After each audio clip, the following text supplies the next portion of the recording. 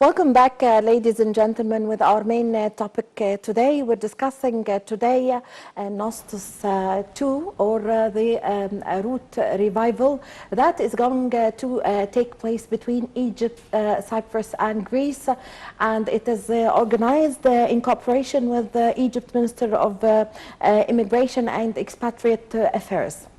Well, since President Abdel Fattah al-Sisi came to office, he was keen on the relations between Egypt and Greece and Cyprus, and the president already visited the two nations around 6 times and held several talks and signed several agreements.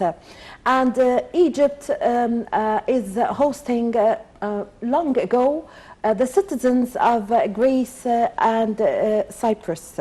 So to shed more light on this event that is going to take place in Egypt, which reflects the cultural and the historic relations between Egypt and these countries, we have the pleasure to host today Mr. Mikhail Roland Gronchina, the Vice President of the Greek community in Egypt. Welcome, Mr. Gronchina. Thank you very much. It's a great pleasure being with you today. It's my pleasure, sir. Thank you. Well, sir, we'd like to know what is the main aim of the Nostos, or the route revival between Egypt, Cyprus and Greece? I believe that this is an excellent initiative taken by Her Excellency the Minister of Immigration and Expatriates, Ambassador Nabila Makram, under, of course, the supervision, the auspices of the President of the Egyptian Republic, Mr. Abdel Fattah al-Sisi. She found immediate response from the Greek side and the Cypriot side. Yes. And this was an initiative to bring back the relations between the Greeks, the Cypriots and the Egyptians, and to invite the members of these communities that they immigrated from Egypt long time ago, yes, to come back and visit their motherland. Yes. Of course, as you know, the first one took place last year. It was an excellent event held by the Egyptian government and in the presence of His Excellency the President of the Republic of Egypt and the President of the Hellenic Republic, Greece, and the President of Cyprus. They invited Greeks and Cypriots from all over the world that they have their roots in Egypt. And I had the honor to be present in this magnificent event that was held in Alexandria. Let me tell you that it was impressive and very touching, because we're talking about thousands of people that they were invited to this event, yes, crying inside a room, feeling this love and passion for the country they were born and grown up in. Yes, yes. So, Mr. Roland, can we say that the good affairs on the political side has recently, for 6 years, since President Abdel Fattah al-Sisi came to office, has drove to the cultural and historical relations between the 3 countries to get together again? Let me inform you that we're talking about 2 of the oldest and biggest civilizations in the world. Yes. We're talking about the Egyptian civilization and the Greek civilization. History tells us that those 2 countries also were pioneers in matter of civilization. They never were enemies from the beginning of history. Yes. They were always in cooperation. A lot of Greek philosophers came to Egypt and they stayed in Egypt for long periods. Those 2 civilizations, they were cooperating, they were never against each other and never took an act of war against each other. Yes. The relation of the Greeks, the Cypriots and the Egyptians are on an excellent level always. Yes. We are talking about numerous communities of Greeks and Cypriots in Egypt, especially with the beginning of the 20th century, because we don't have to forget that a big number of those Greeks and Egyptians that came to Egypt after the First World War, yes, as refugees, because they were slaughtered in Little Asia, which is Turkey, Armenian, Greeks, and Cypriots, and they escaped with their lives, and they found a safe home, hospital to stay in. For our good luck, all of us, I believe that after the many initiatives of President Abdel Fattah el-Sisi, we are in the zenith of these relations, because before the last 5 years, before that, Yes. the relation were of appreciation, love, friendship. But now we have also cooperation on economic level, Yes. and we have benefits from all the agreements that are done between the three countries. Yes, yes. So, Mr. Gronchina, the first edition of this initiative, the Roots Revival, that took place in Alexandria. Why was Alexandria chosen? Because it encompasses a large number of monuments of the Greek community, and it has a large number also of a Greek population. Let me inform you that the Greeks in Egypt, they had around 17 communities all over Egypt.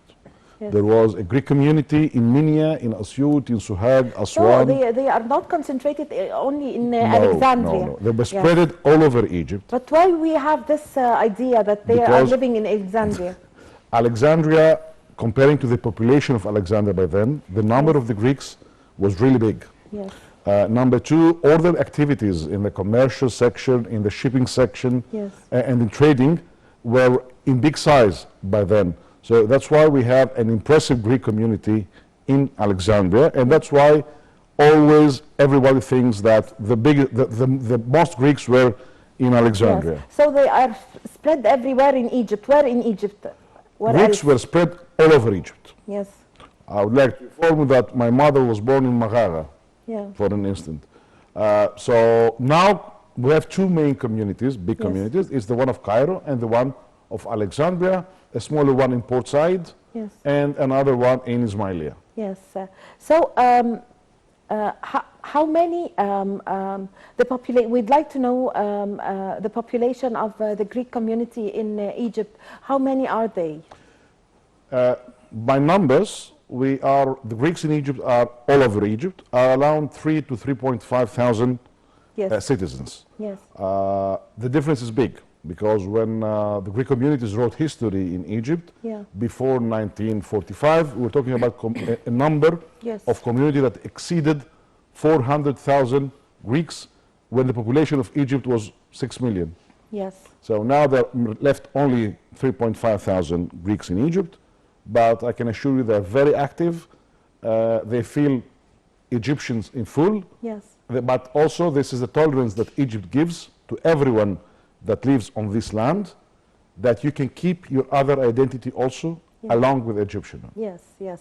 So last time, or the first time, Alexandria was chosen because for many reasons, because it's the place where the Greek monuments are there, and a large community of the Greek community are living there. So why this time UK was chosen? What does it stand for? The three nations, the Greeks, the Cypriots, and the Egyptians, are immigrating birds, Yes. which means that we have a lot of people that they like to immigrate or to travel and stay for long periods outside their countries. Yes.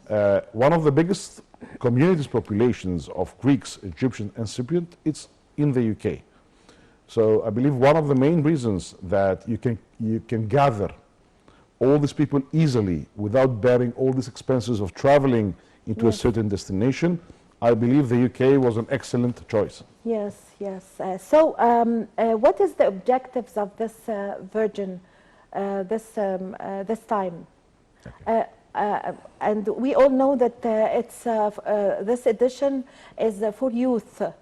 So what would this edition tell about the history of the relations between the three countries to youth? I heard a statement of Her Excellency the Minister of Migration and Expatriates Ambassador Nabila Makram a few days back. The purpose of this Nostos 2 in the UK is to gather Egyptian, Greeks, and Cypriots in different fields. I mean, bringing people together is an excellent act worldwide.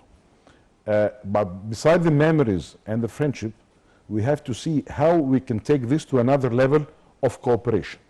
So from what I heard from Her Excellency the Minister is that first of all, Greek, Cypriot and Egyptian doctors are going to meet in the UK to see how they can operate between them in order to give benefits to the people in their countries.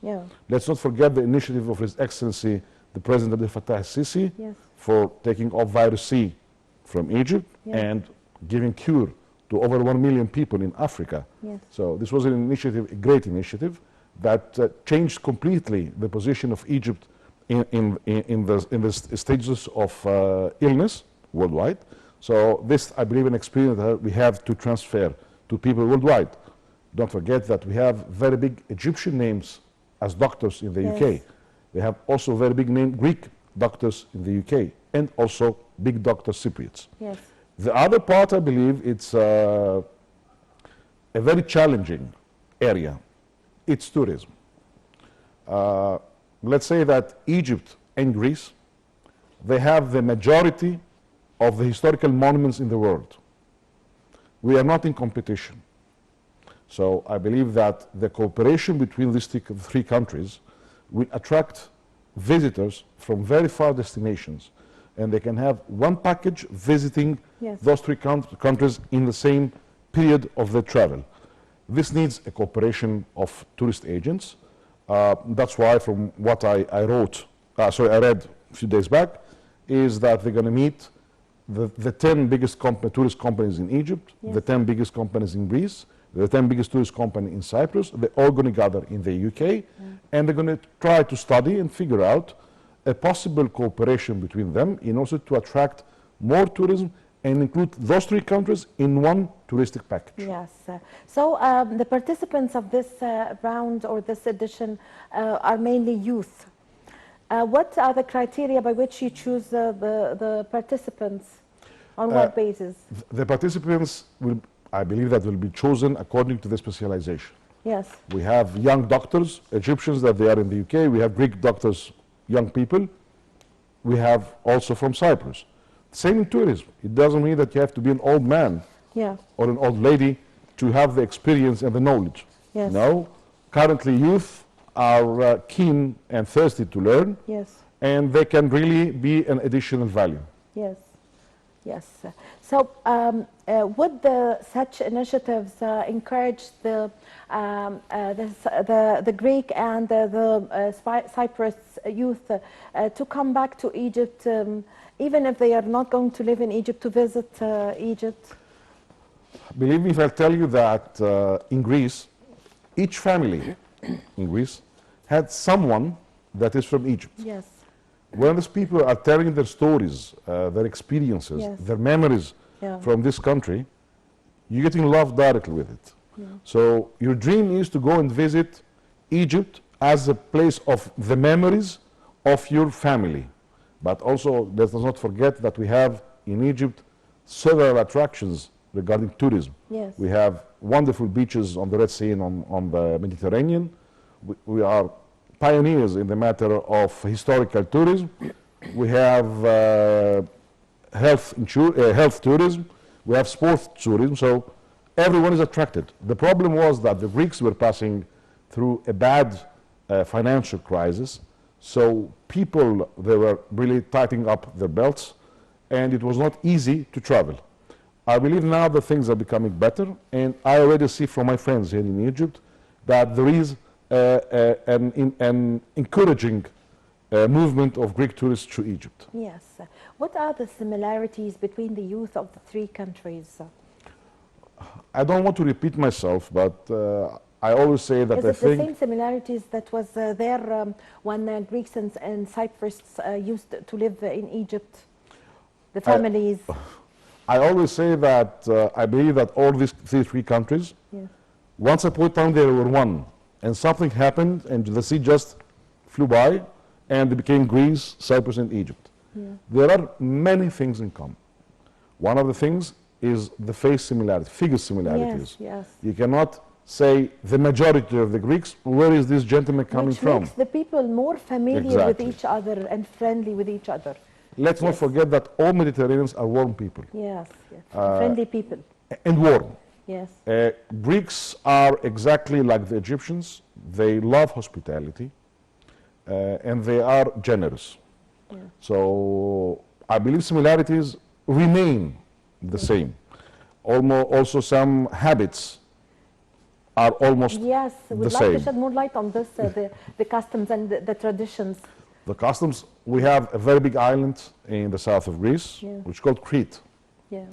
In Crete, it's what we say in Egypt, Saida. Yes. They have, People from Upper Egypt. exactly, they have vengeance. Yes. They are strict. Yeah. They like carrying weapons. Yeah. So it's exactly the same. Only to defend their lands. Yes, their planted exactly. lands, It's the of course. same story. Yes. Exactly. But believe me, because I travel a lot between both countries, similarities are millions of similarities. Yes, yes. So, Mr.